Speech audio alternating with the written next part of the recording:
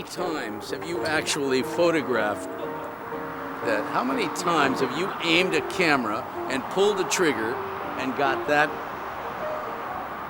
It's a better lighting now, though. You see, there's a side lighting. It's got side lighting for Beyond Baroque now. Oh, yeah. It's becoming a star.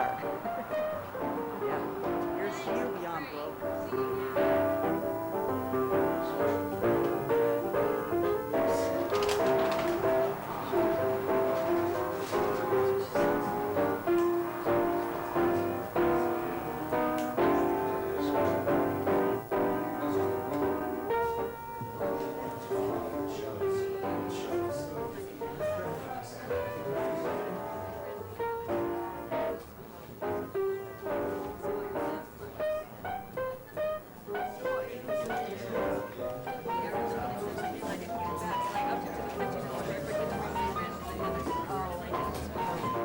Very pleasant good evening to you, ladies and gentlemen. Like to see four.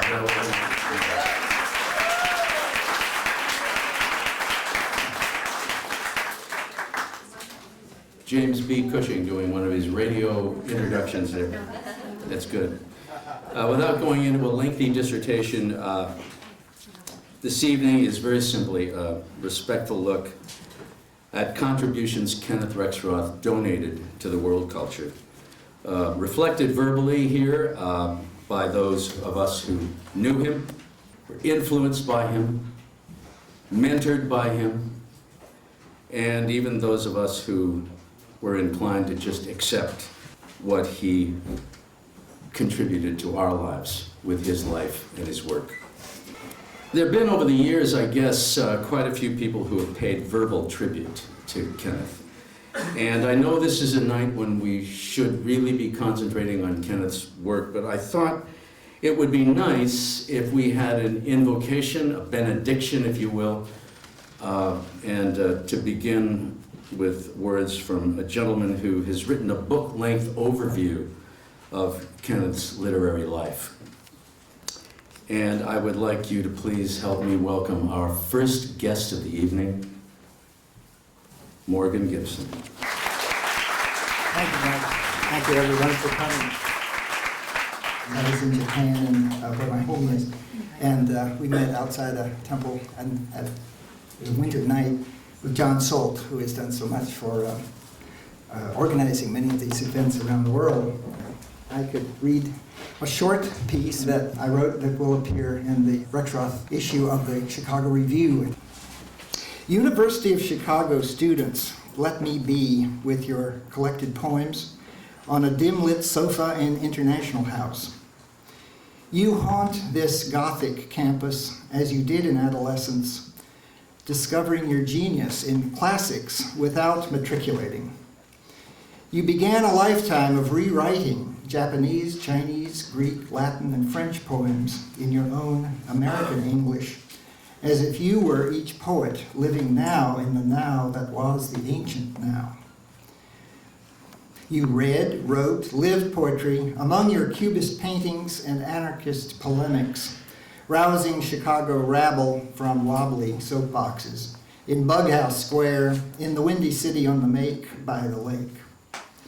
Rereading your quiet lyrics of love in Jackson Park, I remember cycling Saturdays to its Japanese garden and folk village, to the cool barn of a temple, where I first read your poems, sipping my first green tea in the peaceful dark, my first taste of Japan before it visited Pearl Harbor. Now, you creep in the shadows of this classical library, returning as you return to me often since your death. Not one of those modest angels with never a question of the ineluctable modality of the invisible, but more like a sage from Hades, or horny Einstein wandering among coal pockets in the galaxy, dark nebulae, and black broken windows into space. I remember you in Kyoto, where you wanted to die, before crossing the Pacific to California. You were sitting among the Buddhas, far off from those you loved, beyond your mountains and books, in empty light within the fulsome void. weary of the twin seas of being and non-being.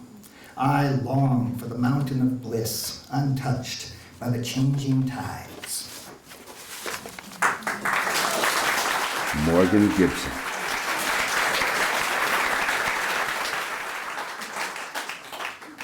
Kenneth was reviewing books for Saturday Review for Literature. He was very generous in blurbing, blurb commentary on other people's work. He wasn't all that liberal about writing introductions to people's books. And he had to have extreme admiration for somebody before he would do an introduction to a book of poetry. And this next lady has that honor.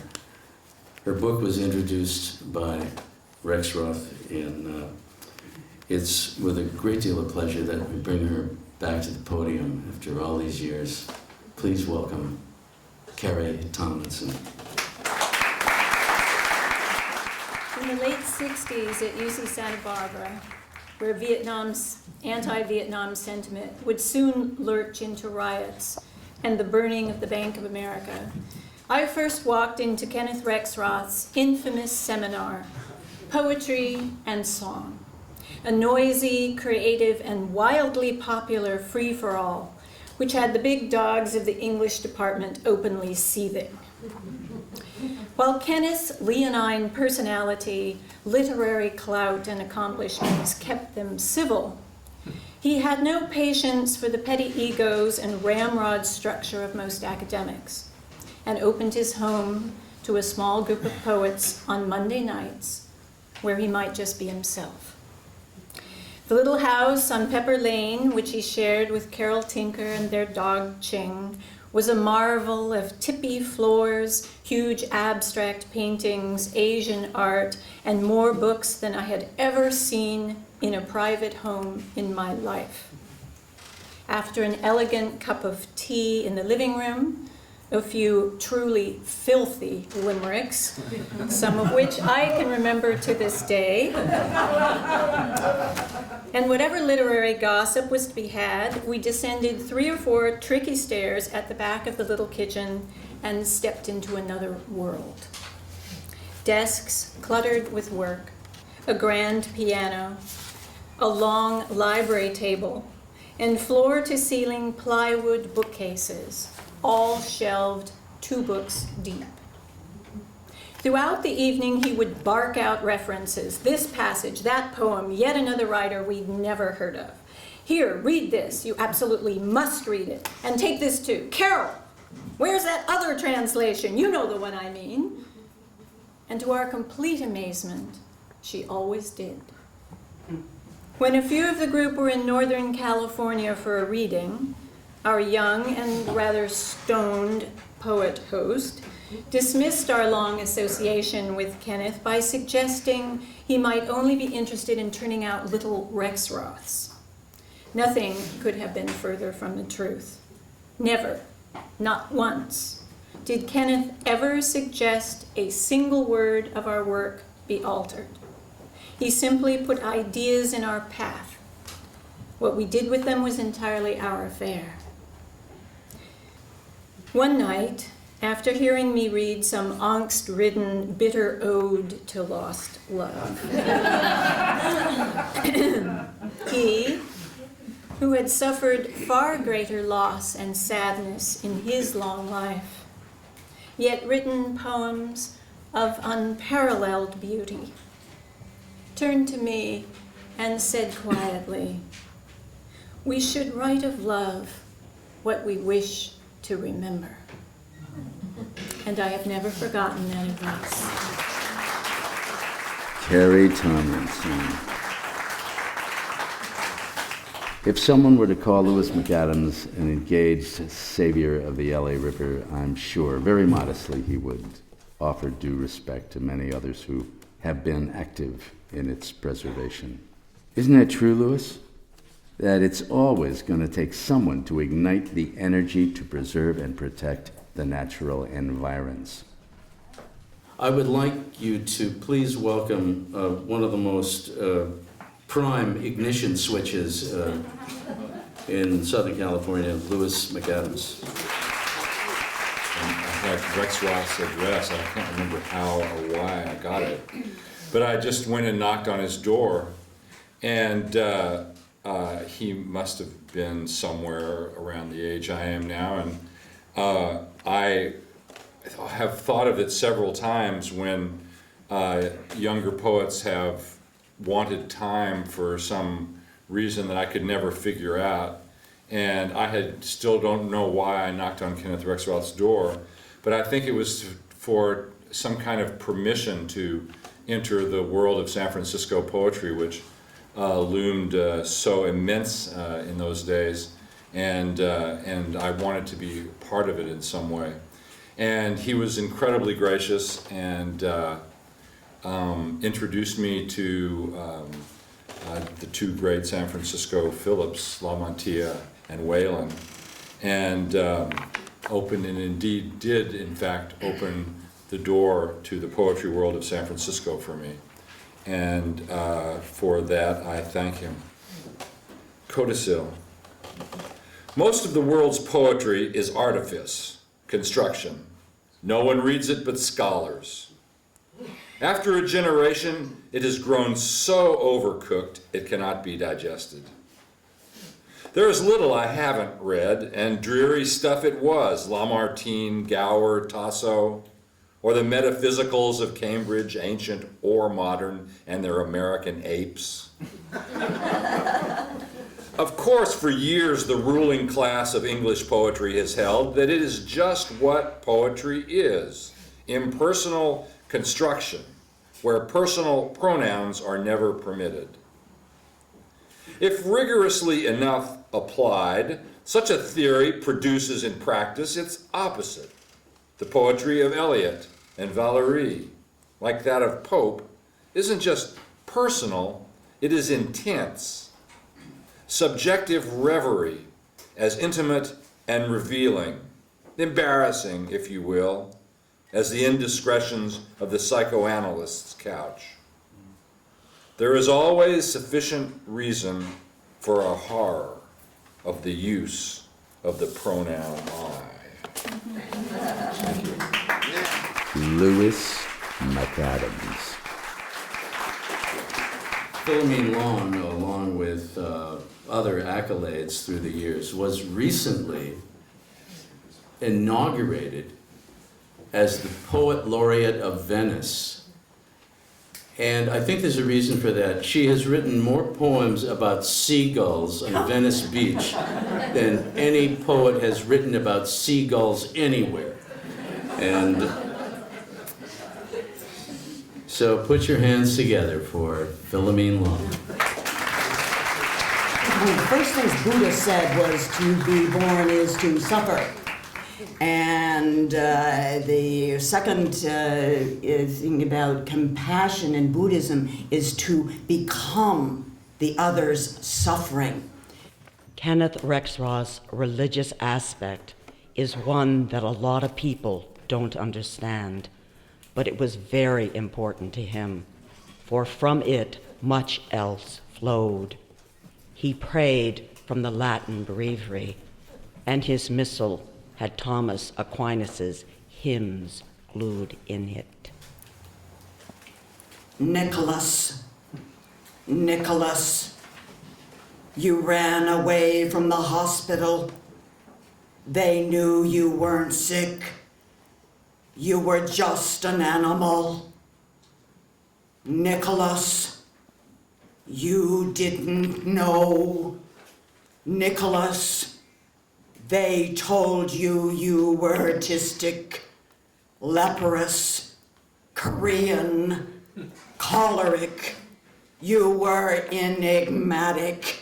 They didn't know. Nicholas, Nicholas, everybody ran after you. They found you in the Reeve, in Belle Sots, where you didn't need to go. Nicholas, Nicholas, you didn't know. Nicholas, you've got a kitten in your neck.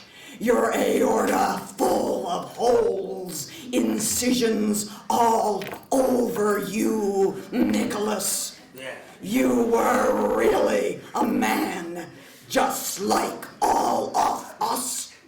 The pancreas in the gums, the stomach in the rune, some brains in the heart, the lungs coming out of the fingers, the intestines coming out of the nose, and ears, and the lives, just like you, just like all of us.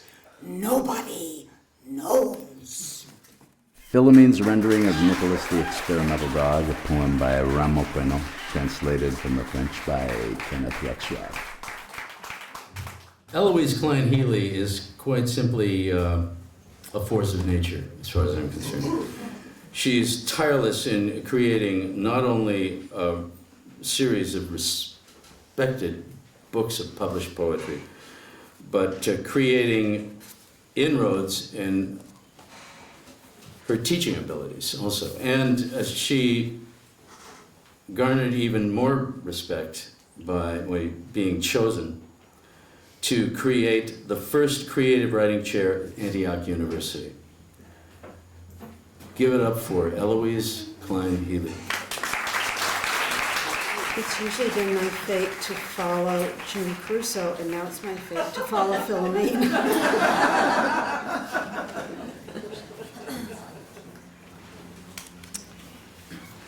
I wanted to read a little quote from Rexroth. It is with great reluctance that I give this book to the press. The first translation from the Greek I ever did was The Apple Orchard of Sappho in my 15th year. It left me so excited with accomplishment that I couldn't sleep well for nights. I was particularly happy that Michael had asked me to read these translations of Sappho because I'm in the middle of a book of poems for Sappho. Sappho was devoted to Aphrodite, and in my life I've kind of been devoted to Artemis.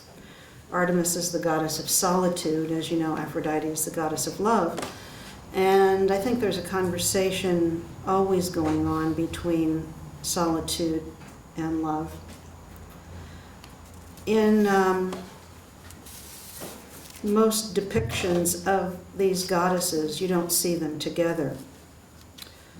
On the Parthenon, there is a panel in which Apollo, Poseidon, Artemis, and Aphrodite are seated together. I'm going to read a few translations from Sappho by Rexroth.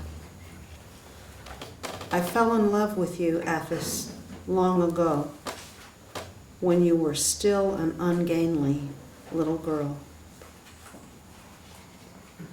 About the cool water, the wind sounds through sprays of apple, and from the quivering leaves, slumber pours down. This is the dust of Timaeus, who went unmarried to the dark bedroom of Persephone. And for her death, all her girlfriends cut their lovely hair with bright, sharp bronze. Eloise Klein Healy. Aram Saroyan, like Kenneth, is one of the most prolific writers I know. Impressive no matter what discipline of authorship he chooses. Prose, short stories, poetry, obviously playwriting. His essays on the 60s are compelling and informative, and he does it with wit, a crafty perception, and casting a jaundiced eye on the foibles and the follies of American life. Put your hands together for Aram Saroyan. I had the good luck of meeting Kenneth Rexroth when I was 15, because my dad was living in California. This was one summer, 1959, and the Beat generation had just broken nationally. Pop had a little beach house cottage on Malibu Road, and somebody at one of the studios called him and said, "Would you be interested in writing a script of the Subterraneans?" And I don't think he was really interested, but he was interested in the money, and he was also curious. I think he was engaged by the beats. And then he decided, I guess, for research and development, that we should drive up the coast to San Francisco and check out the City Lights bookstore and all that. So we drove up, and I remember we were driving on a pretty steep hill, and I looked out the window, and there was a guy with a bag of groceries heading up the hill, and I said, "Pop, that looks exactly like that guy on the album cover, Kenneth Rexroth." So Pop, who had known Kenneth when they were like in their early 20s in San Francisco, because they were both in touch with Ivor Winters at Stanford, the poet and the poetry professor, pulls over, and I roll down the window, and he leans over and says, "Kenneth?" "Bill Saroyan." And Kenneth says, "Hello, Bill." I just remember one remark he made. He said, he described it, he said, "It's all show business, Bill." He says, and the money you make, it's snow money. And Pop said, "Snow money?" He says, "Yeah, it melts in your hand." Autumn in California. Autumn in California is a mild and anonymous season. Hills and valleys are colorless then. Only the sooty green eucalyptus, the conifers and oaks sink deep into the haze. The fields are plowed, bare, waiting. The steep pastures are tracked deep by the cattle. There are no flowers. The herbage is brittle. All night along the coast and the mountain crests, birds go by, murmurous high in the warm air. Only in the mountain meadows the aspens glitter like goldfish moving up swift water. Only in the desert villages the leaves of the cottonwoods descend in smoky air. Once more I wander in the warm evening, calling the heart to order and the stiff brain to passion. I should be thinking of dreaming, loving, dying, beauty wasting through time like draining blood, and me alone in all the world with pictures of pretty women and the constellations. But I hear the clocks in Barcelona strike at dawn, and the whistles blowing for noon in Nanking. I hear the drone, the snapping high in the air of planes fighting, the deep reverberant grunts of bombardment, the hasty clamor of anti-aircraft. In Nanking, at the first bomb, a moon-faced, willowy young girl runs into the street, leaves her rice bowl spilled and her children crying, and stands stiff, cursing quietly, her face raised to the sky. Suddenly she bursts like a bag of water, and then as the blossom of smoke and dust diffuses, the walls topple slowly over her. I hear the voices, young, fatigued, and excited, of two comrades in a closed room in Madrid.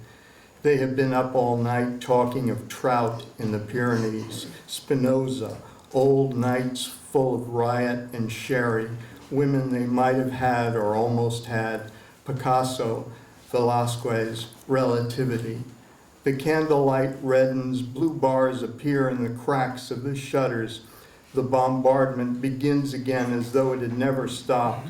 The morning wind is cold and dusty. Their furloughs are over. They are shock troopers. They may not meet again. The dead light holds in impersonal focus the patched uniforms, the dog-eared copy of Lenin's imperialism, the heavy cartridge belt holster and black revolver butt. The moon rises late over Mount Diablo, huge, gibbous, warm. The wind goes out. Brown fog, spreads over the bay from the marshes, and overhead the cry of birds is suddenly loud, wiry, and tremulous. Aaron Sewell. Well, it's charming sequences of pages by Kenneth Rexroth, his series he calls bestiary poems. Kenneth Rexroth's bestiary poems. And as it says in the dedication, to my daughters, Mary and Catherine. We're going to have some help in presenting 4 examples of this work. And we're very lucky to have Bonnie Tamblyn, who is a singer-songwriter, performing an original composition, both instrumentally and vocally. Along with that, the words of Kenneth Rexroth will be spoken by Sprague Graydon. She serves on the FX series about the war in Iraq, called Over There, and she's also on an HBO series called 6 Feet Under, which is appropriate, I guess, for what we're doing tonight.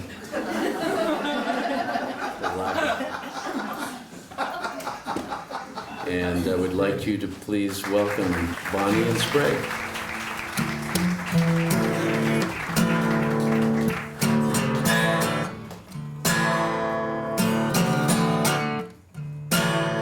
Bear. When the world is white with snow, the bear sleeps in his darkness. When the people are asleep, the bear comes with glowing eyes and steals their bacon and eggs. He can follow the bees from point to point for their honey. The bees sting, but he never pays them any attention. Tame bears in zoos beg for buns. 2 philosophies of life. Honey is better for you than buns, but zoo tricks are cute and make everybody laugh.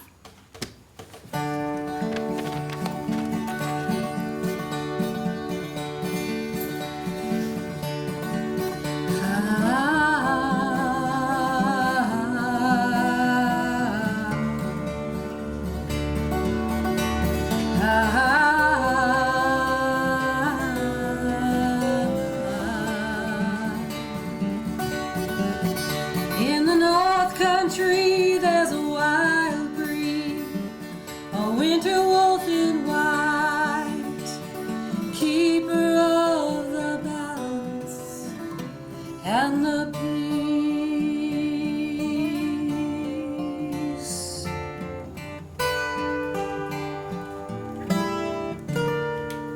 Deer. Deer are gentle and graceful, and they have beautiful eyes. They hurt no one but themselves, the males, and only for love. Men have invented several thousand ways of killing them.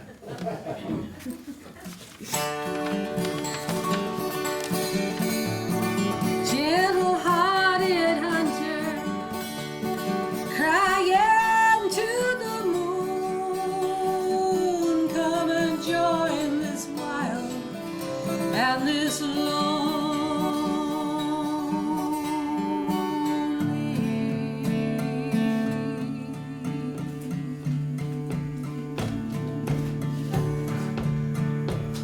Fox. The fox is very clever. In England, people dress up like a movie star's servants and chase the fox on horses. Rather, they let dogs chase him, and they come along behind. When the dogs have torn the fox to pieces, they rub his blood on the faces of young girls. If you are clever, do not let anybody know it, especially English men. light-hearted will a hunting go in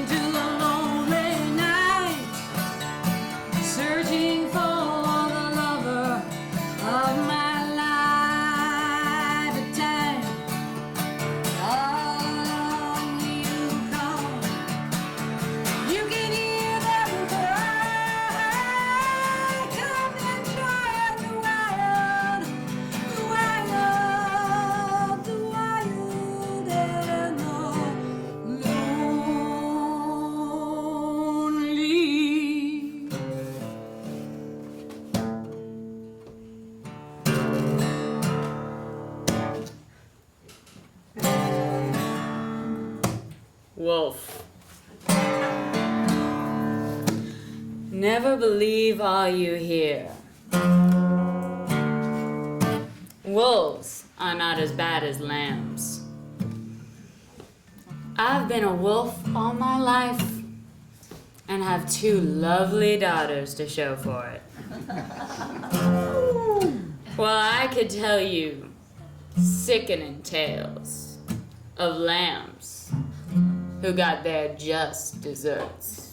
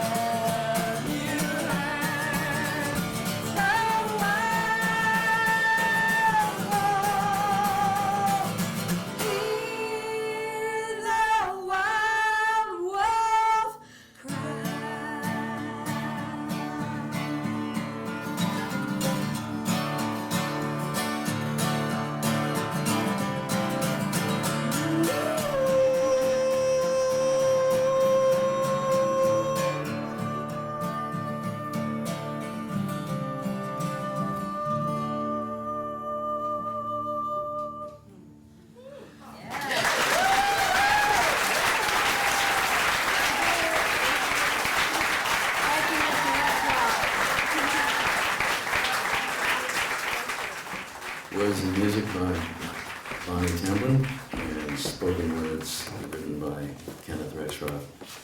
One aspect of Rexroth, apart from his personal work, was his generosity to other poets.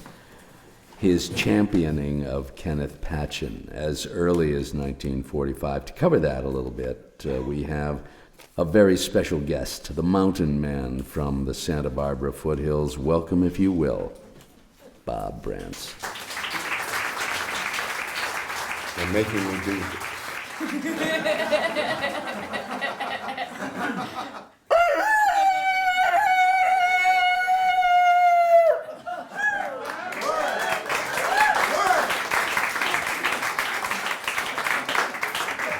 There's nothing like a little old crow late in the evening.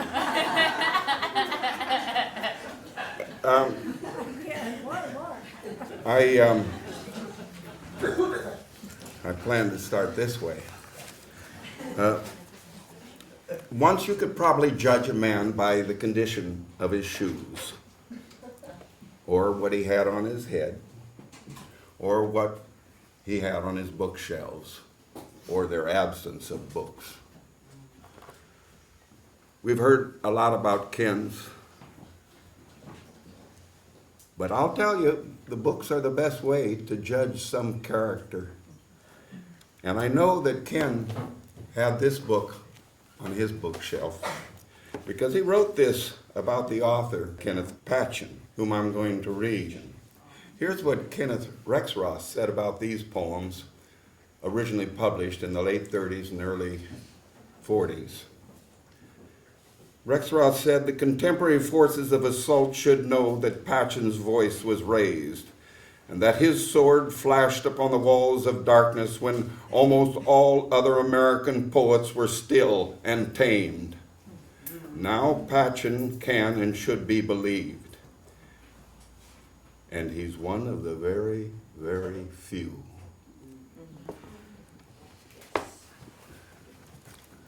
Only in poems do you get to talk to the dead. This one, the body besides the ties. Can't seem to wake you, kid. Guess it put you to sleep getting cut in two. I wonder what my mother will say. To hell with your old lady, kid. It's you dead like you read about being dead in the school books and with medals all over your chest and the girls saying, boy, is he ever something on that big white horse. Hell's fire, a hero, dying for his country. What is my country? And all the fine buildings with flags fluttering, that a boy, some class, a first-rate bloke with bubbles of blood in his hair. There are a lot of jails in America, a lot of poor boys trying to get somewhere. Hey kid, still dead? I had a lot to do, a lot to see. Thanks to Bob Brantz. James Cushing is a guy who has no restrictions. Poet, a critic, a writer, a teacher, a general madman of discord. He's a jazz archivist and a jazz broadcaster that those people in Long Beach on that jazz station should listen to really know how to do the job and get the job done. And radio programming on KCPR 91.3 on your FM dial. The show is called Miles Ahead, and here's a cat who is miles ahead of everybody else, James Cushing.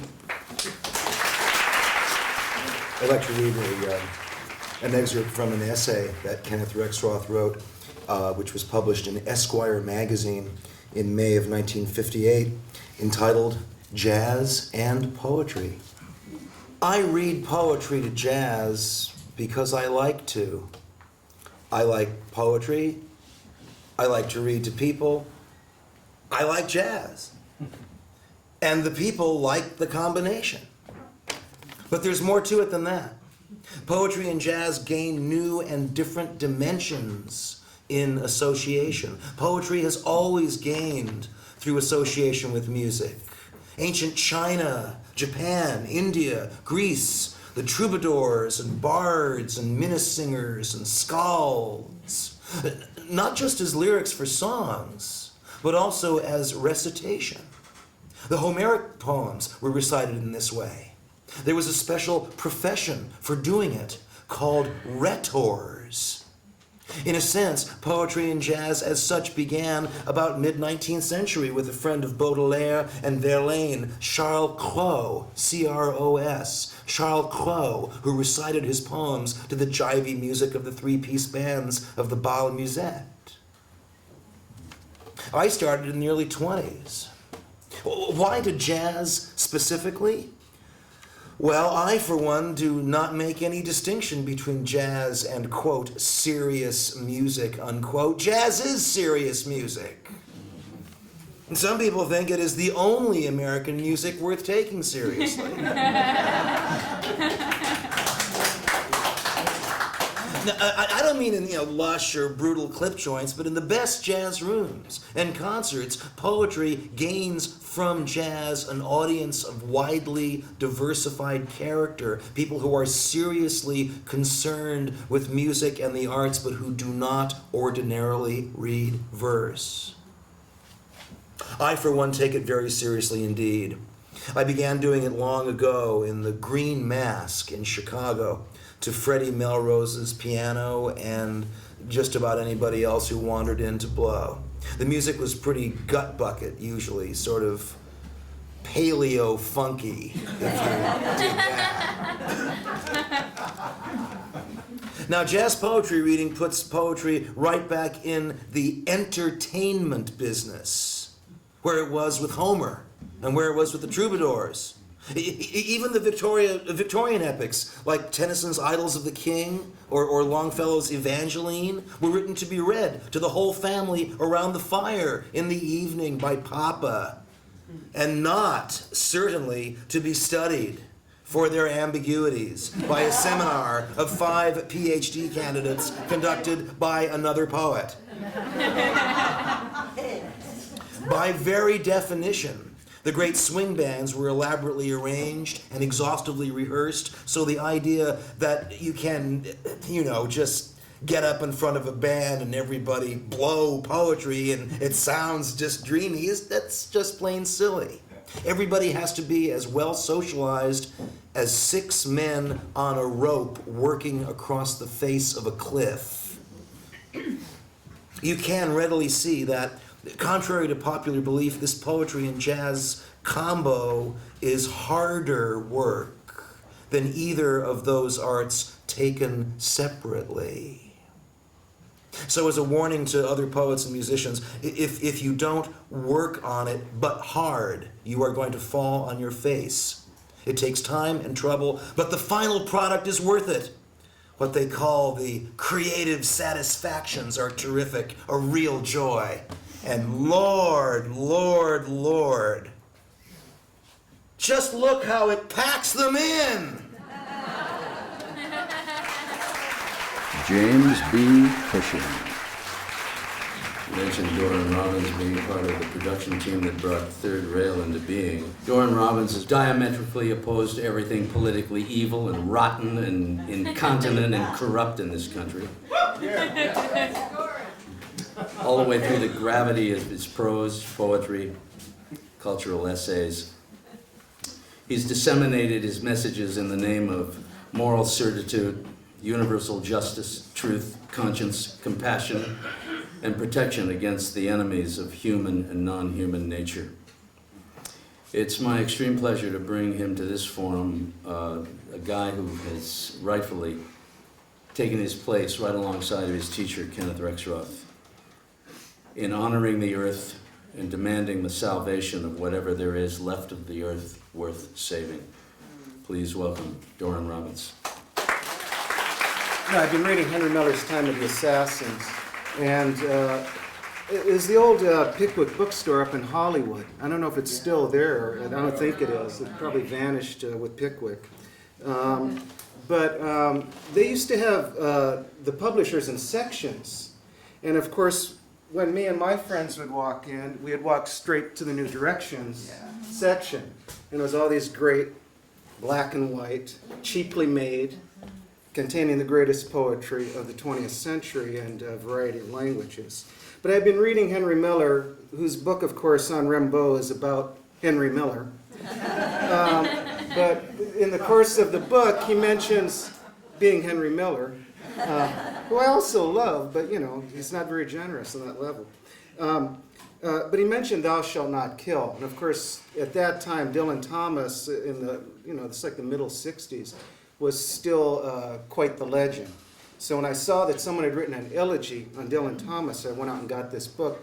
The amazing thing to me is that the rest of the poems in the book, although "Thou shalt not kill" is, a monumental poem, and supposedly is the impetus behind Howl, though I would debate that.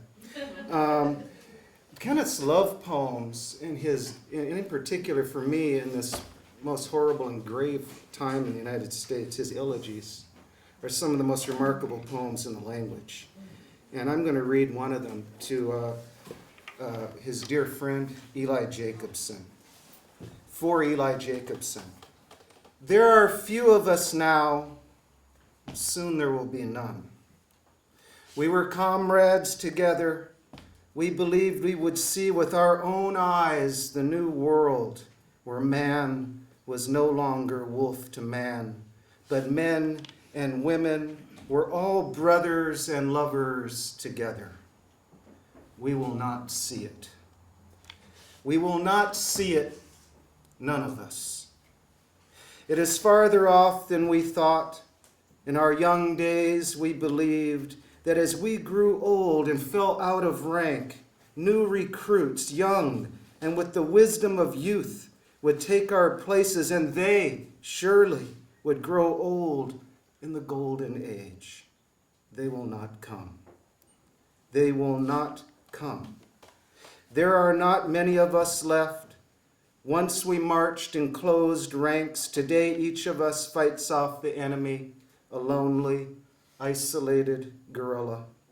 All this happened before, many times. It does not matter. We were comrades together. Life was good for us. It is good to be brave. Nothing is better. Food tastes better. Wine is more brilliant. Girls are more beautiful. The sky is bluer for the brave and happy comrades, and for the lonely, brave, retreating warriors. You had a good life. Even all your sorrows and defeats and disillusionments were good, met with courage and a gay heart. You are gone, and we are that much more alone. We are one fewer, soon we shall be none. We know now we have failed for a long time, and we do not care. We few will remember as long as we can. Our children may remember. Someday the world will remember, and then they will say, they lived in the days of the good comrades. It must have been wonderful to have been alive then, though it is very beautiful now. We will be remembered, all of us, always, by all men, in the good days now so far away, in the good days never come. We will not know, we will not care. Our lives were the best. We were the happiest men alive in our day. Doran Robbins. I first knew of Uri Hertz when he was co-editing a literary magazine with Doran Robbins. Please welcome Uri Hertz. Good to be here and celebrate 100 years of Kenneth Rexroth. We're going to do an extraordinary poem titled Notoriously, and title is actually a backward spelling of proteron hysteron, which, going back thousands of years to the Greeks, signifies the reversal of sequence and the last being first and the first being last. I have with me on piano Steve Carell and Glenn Mont on bass. In Golden Gate Park, the peacocks scream, wandering through falling leaves.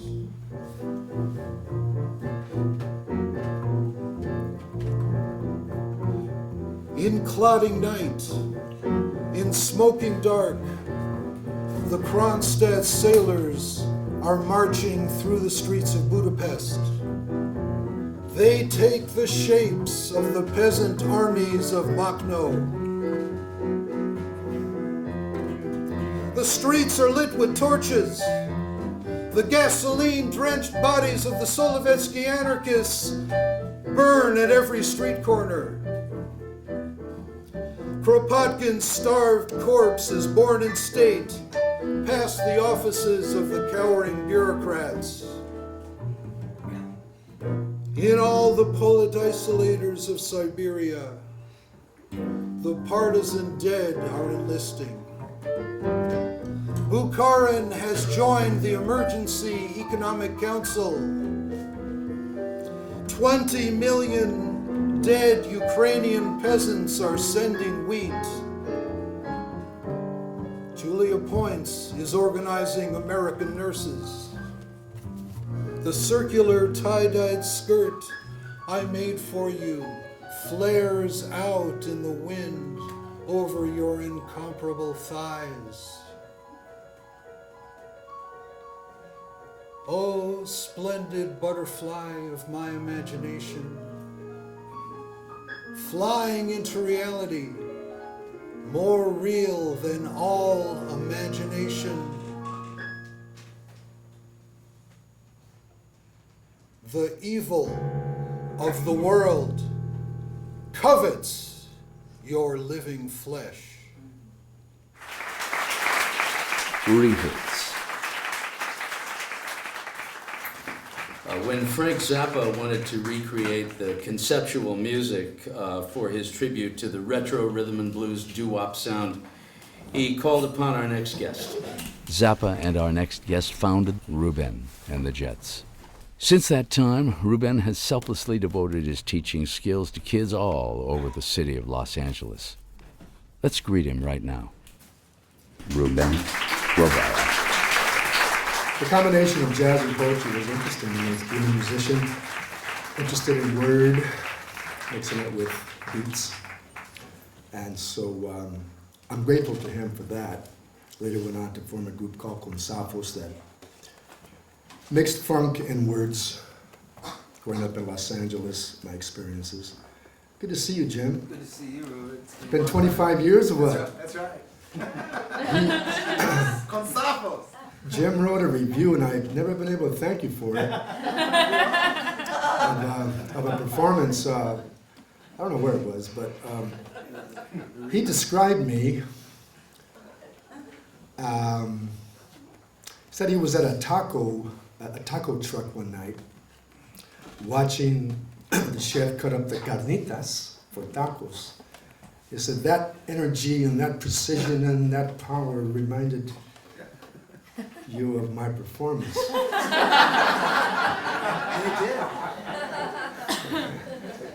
Okay, carnitas. It's difficult, it's a tricky thing to translate from Spanish to English because Spanish is already poetry. And to take that form into English, sometimes you lose some of the juice, you lose some of the music, some of the steam. But he had the good sense of, good taste of including Pablo Neruda, who he calls him here a rising star. It's called Serenade, and it's more like a blues. Nobody can write poetry, love poetry, to me, I think, than Pablo Neruda, better than him. I think he's probably one of the best. He's not sentimental at all, you know. Okay, I believe you are more mine than my skin. When I seek within me, along my veins and my blood, my mysterious circulatory branches of light that I tell over, it is you I find, as if you were blood, as if you were stone or a bite. I stay outside late, reason, delirium, clothes.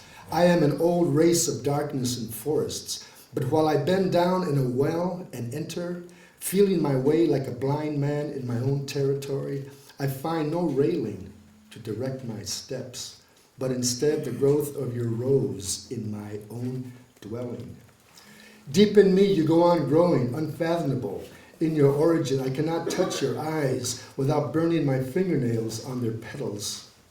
The flames of your form which burn in my thirst, the leaves of your face which build your absence. I ask, who is there? Who's there? As if very late somebody knocked on my door, and then in the middle of emptiness there was nothing but air, water, trees, the dying daily fire. As if there was nothing there but everything which exists, nothing but all the earth which had trapped on my door. So nameless, vague as life, turbid as the burgeoning mud and vegetation, you awaken my breast whenever I shut my eyes. When I lie on the earth, you come into being, like the flowing dust, the river deepening its bed, guarding a tangle of naked roots, which grows as grows your presence in me, which accompanies their darkness as you accompany me. So here, blood or wheat, earth or fire, we live like a single plant which cannot explain its leaves. Thank you, Ruben Guevara.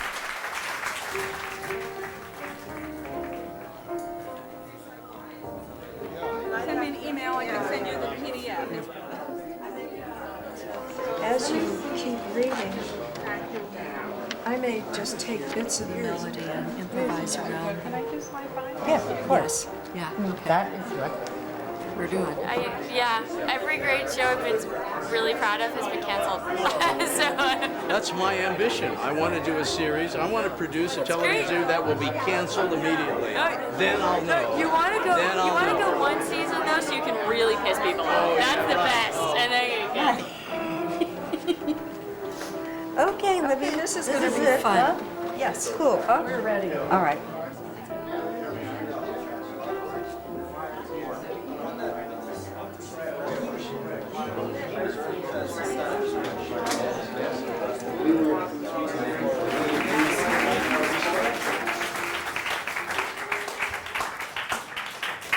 It's also a pleasure to be able to introduce this next lady. First time I met her was on her wedding day when she married Kenneth. The second time was at Cottage Hospital in Santa Barbara during Kenneth's last illness. It is a tremendous pleasure to be able to introduce Carol Tinker. Andromeda came to her rock, the great nebula in her heart. This is the constellation Andromeda. But the lady, mythologically, was chained to a rock. So that she was bait for monsters. This is dedicated to the memory of Andre Rexroth, Marie Rexroth, and Catherine Rexroth. The ache, the heart is never well, the incurable pain, the iron warp of time, the shrinking web of life, the gray, unquiet ocean, under uninhabited fog, the roar which always begins and is never still, which nothing will ever stop. In the gray, in the white, in the bitter throat, against the concave wall, the little pile of soiled bones, nails will never glitter, brain will never ooze, gulf will no longer open. O heart, O charred heart, O broken eye. The fear of the bear, the ghost of the bear, the gear of care that is always here. When the cross of words spells zero, there are trees in the sky, there are red columns on the horizon, and fear everywhere.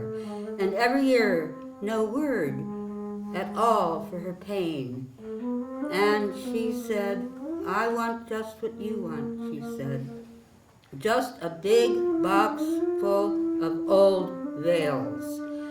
And the shears were always cutting at night, always far away or always near cutting. Move the cube at right angles to everywhere, at right angles to itself. Lips to lips and eyes to eyes move at right angles. Hands on hands, edges, spin in light beams in the rattle flake of brightness. Gone, call, kindred keep coinage.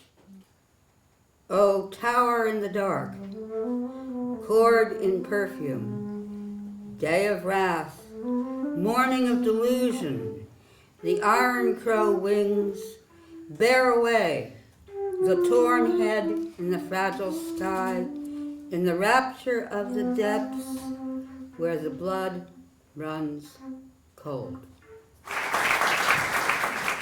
Carol Tinker reading the words of Kenneth Rexroth. Libby Joe Snyder playing a brand new alto flute.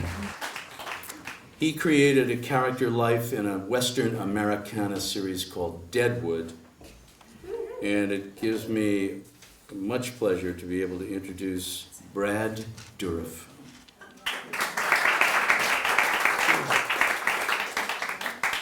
Doing three. The advantages of learning.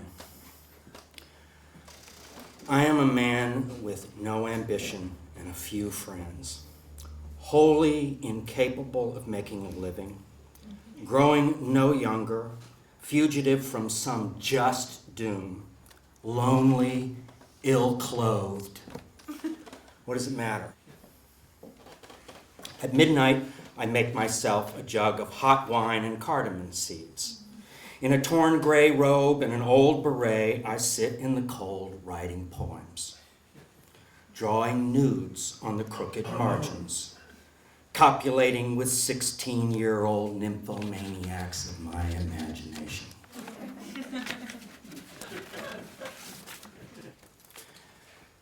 I'm terrified I'm going to pronounce this wrong. Proust's Madeleine.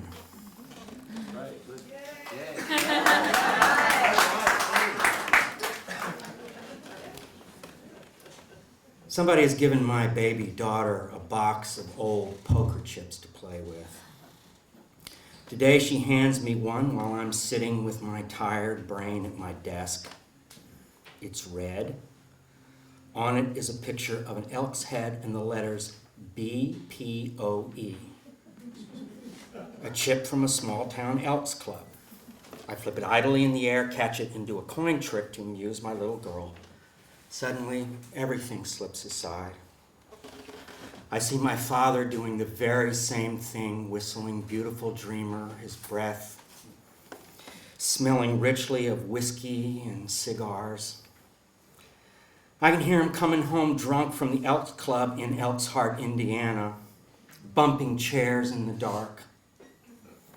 I can see him dying of cirrhosis of the liver and stomach ulcers and pneumonia, or as he said on his deathbed, of crooked cards and straight whiskey, slow horses and fast women, for a masseuse and a prostitute. Nobody knows what love is anymore. Nobody knows what happened to God. After midnight, the lesbians and fairies sweep through the streets of the old Tenderloin like spirochetes in a softening brain. The hustlers have all been run out of town. And I look back on the time spent talking with you about the idiocies of a collapsing world and the brutalities of my race and yours, while the sick and the perverted and the malformed came and went. And you rolled them, and you beat them, and you sent them away with a little taste of electric life from the ends of your fingers. Who could ever forget your amiable body, or your unruffled good sense, or your smiling sex? I suppose your touch kept many men as sane as they could be kept. Every hour, there is less of that touch in the world. Brad, do it. Mariana Rexroth is one of Kenneth's luminous daughters, adding to this circle of loving celebrants tonight. We're so fortunate that she was able to arrange being down here and being such a wonderful addition to this occasion. Please give a warm reception to Mariana Rexroth. What I wanted to do is just read a couple of poems. I think that it's strange, to think that, this is my father's centennial. My goodness, I don't really feel that old. But I thought that it might help to remind us that it really is that long.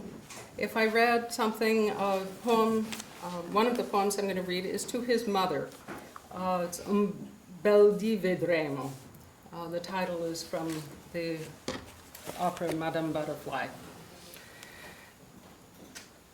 And this was actually written during the Second World War. Hello, NBC. This is London speaking. I move the dial.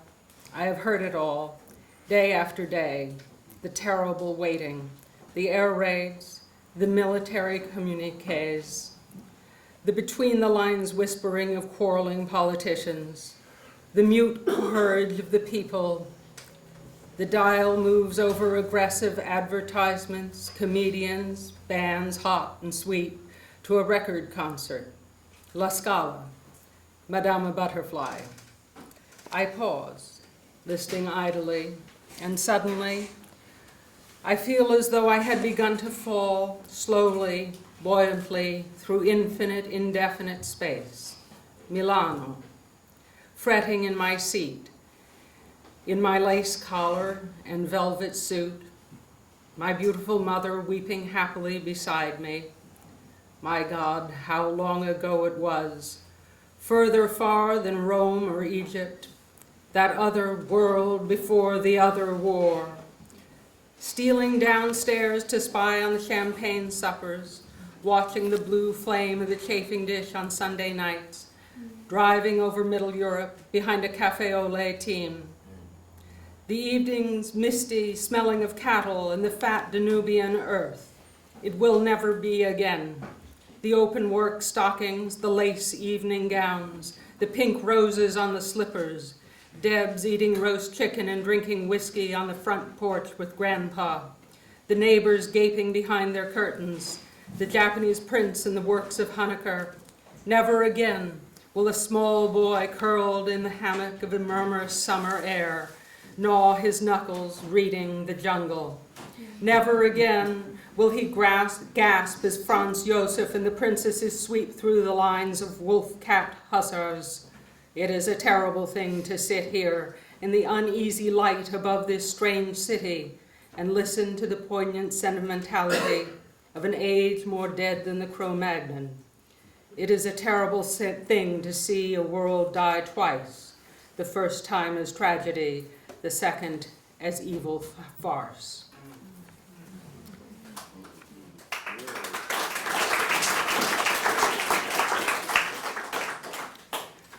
I had to tag somebody because I wasn't sure exactly what people were going to read, so thank you for reading the poem to Eli Jacobson. I will remove that tag. Okay.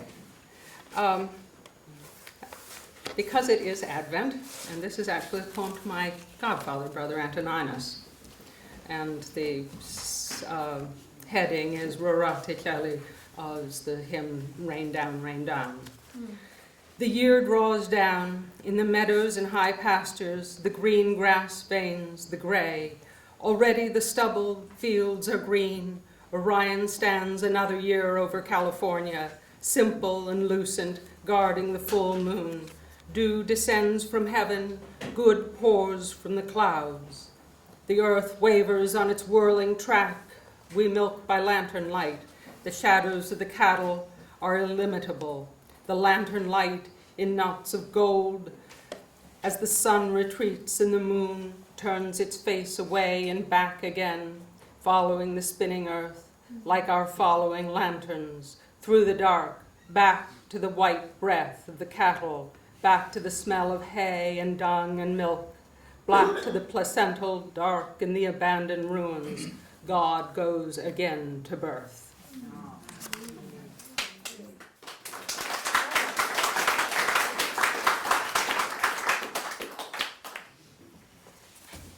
And I would have to say it's when Michael asked me what I was thinking of reading, and I said, well, for one thing, don't let anybody else read this poem, because I want to read it. You'd have to say it was kind of tailor-made for the occasion. It's from a series of poems that were to me called The Lights in the Sky or Stars. And yes, I am the girl on the picture, on the cover, that's me. Each of the poems is about a different constellation. This one is about Orion. Orion was indeed one of his favorite constellations, at least of the winter sky. It's called A Sword in a Cloud of Light. Your hand in mine, we walk out to watch the Christmas Eve crowds on Fillmore Street, the Negro district. The night is thick with frost. The people hurry, wreathed in their smoky breaths.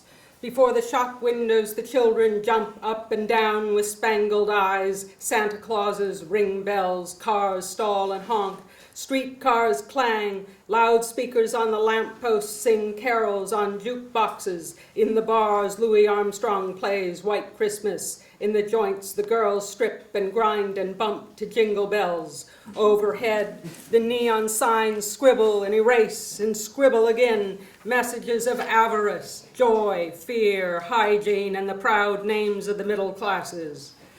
The moon beams like a pudding. We stop at the main corner and look up diagonally across at the rising moon and the solemn, orderly, vast winter constellations. You say, there's Orion, the most beautiful object either of us will ever know in the world or in life, stands in the moonlit, empty heavens over the swarming men, women, and children, black and white, joyous and greedy, evil and good, buyer and seller, master and victim, like some immense theorem that if once solved would forever solve the mystery and pain under the bells and spangles.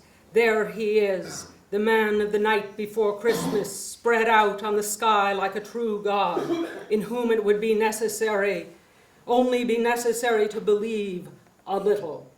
I am 50 and you are 5. It would do no good to say this, and it may do no good to write it. Believe in Orion. Believe in the night, the moon, the crowded earth. Believe in Christmas and birthdays and Easter rabbits. Believe in all those fugitive compounds of nature, all doomed to waste away and go out. Always be true to these things. They are all there is. Never give up this savage religion for the blood-drenched civilized abstractions of the rascals who live by killing you and me. Mariana Rexroth. I do want to say thank you to all these. It's been like looking at a theater piece with all these wonderful people doing monologues, and I really appreciate being able to sit back and listen to these voices.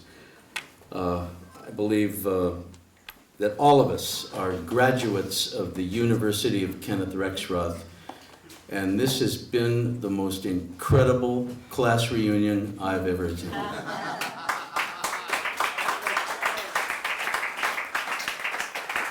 And Michael, thank you for organizing. Thank Kenneth Rexroth for having a life that inspired us to organize this kind of an event. Recognizing the fact that Dylan Thomas, this great Welsh poet, went into an alcoholic coma in the White Horse Tavern in New York in 1953 and lost his life very soon after that. And he decided that he would compose this piece in honor of the death of Dylan Thomas, his elegy for Dylan Thomas, "Thou shalt not kill." It should be pointed out that Rexroth divided this elegy into 4 sections. They are murdering all the young men for half a century now. Every day they have hunted them down and killed them. They are killing them now. At this minute, all over the world, they are killing the young men. They know 10,000 ways to kill them. Every year they invent new ones. In the jungles of Africa, in the marshes of Asia, in the deserts of Asia, in the slave pens of Siberia, in the slums of Europe, in the nightclubs of America, the murderers are at work. You are the murderer. You are killing the young men. You are broiling Lawrence and his gridiron when you demanded he divulge the hidden treasures of the spirit. He showed you the poor. You set your heart against him. You seized him and bound him with rage. You roasted him on a slow fire. You are murdering the young men. You are shooting Sebastian with arrows. First you shot him with arrows, then you beat him with rods, then you threw him in a sewer. You fear nothing more than courage. You who turn away your eyes at the bravery of the young men. You, the hyena with the polished face and bow tie in the office of a billion-dollar corporation devoted to service. The vulture dripping with carrion, carefully and carelessly robed in imported tweeds, lecturing on the age of abundance. The jackal in double-breasted gabardine, barking by remote control. What happened to Robinson, who used to stagger down 8th Street, dizzy with solitary gin? Where is Masters, who crouched in his law office for ruinous decades? Where is Leonard, who thought he was a locomotive? And Lindsay, wise as a dove, innocent as a serpent? Where is he? Timor mortis, conturbat me. Eleanor Wiley, who leaped like Kierkegaard. Sarah Teasdale, where is she? Timor mortis, conturbat me. Edna Millay, who took her last straight whiskey. Genevieve, who loved so much. Timor mortis, conturbat me. Harry, who didn't care at all. Hart, who went back to the sea. Timor mortis, conturbat me. Was their end noble and tragic, like the mask of a tyrant, like Agamemnon's secret golden face? How many stopped writing at 30? How many went to work for time?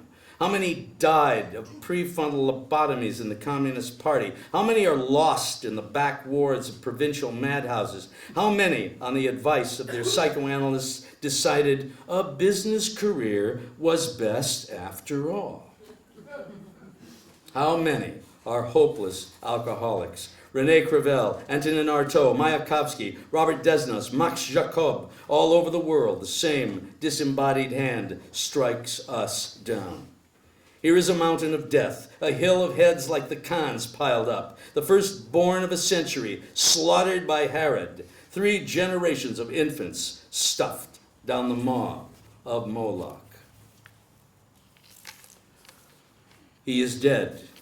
The bird of Rhiannon is dead. In the winter of the heart, he is dead. In the canyons of death, they found him dumb at last. In the blizzard of lies, he never spoke again. He died in their antiseptic hands. He is dead. The little spellbinder of Kader Idris, he is dead. The sparrow of Cardiff, he is dead. The canary of Swansea, he is dead. Who killed him? Who killed the bright-headed bird? You did. You drowned him in your cocktail brain. He fell down and died in your synthetic heart. You killed him. Oppenheimer, the million killer, you killed him. Einstein, the gray eminence, you killed him. You killed him, General, through the proper channels. You shot him in the back of the head. He stumbled into the last cellar. You killed him. Benign lady on the postage stamp. He was found dead on a liberal weekly luncheon. He was found dead on the cutting room floor. He was found dead at a Time policy conference. Henry Luce killed him with a telegram to the Pope. Mademoiselle magazine strangled him with a padded brassiere. Old Possum sprinkled him with a tea-ball. There is a smell of blood in the smell of the turf smoke. They have struck him down. They have murdered him. There he lies, dead. By the iceberg of the United Nations, there he lies, sandbagged at the foot of the Statue of Liberty. The Gulf Stream smells of blood as it breaks on the sands of Iona and the blue rocks of Canabron. And all the birds of the deep sea rise over the luxury liners and scream, you killed him, you killed him, you in your goddamn Brooks Brothers suit, you son of a bitch. Kenneth Rexroth. Thank you. Good night.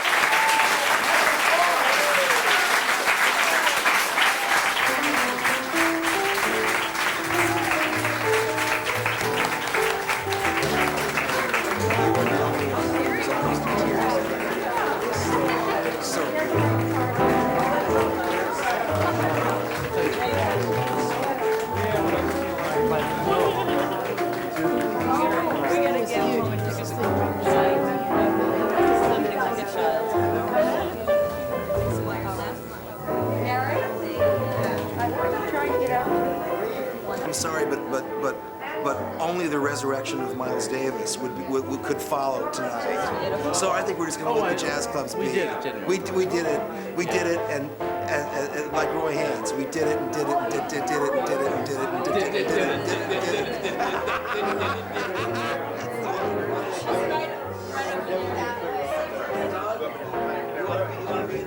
We're gonna get ready for the cave. I'm ready. I'm front and center.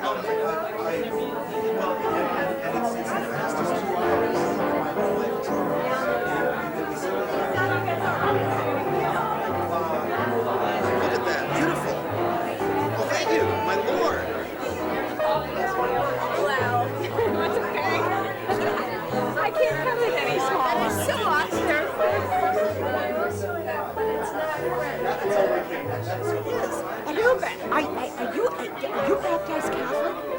Yes, because also a Jesuit priest was Kenneth's best friend, or one of his best friends. And you're still Catholic? Woo! I am too. I'm the only one left. Yeah. I'm the only one left. We're the only right-handers left. We're the only right. This was the most heraldic moment of my life. I lived with this poem, Mariah. I live with it. And to hear you read that, the connection was there. The juxtaposition to your smallness and the greatness, and don't you forget that? And he said it in the voice of a father to a child. So that's what does it, Mariah. Oral messages. Oral messages. But the connection was there, so, and that it lives in other people. God. Perfect night. Perfect.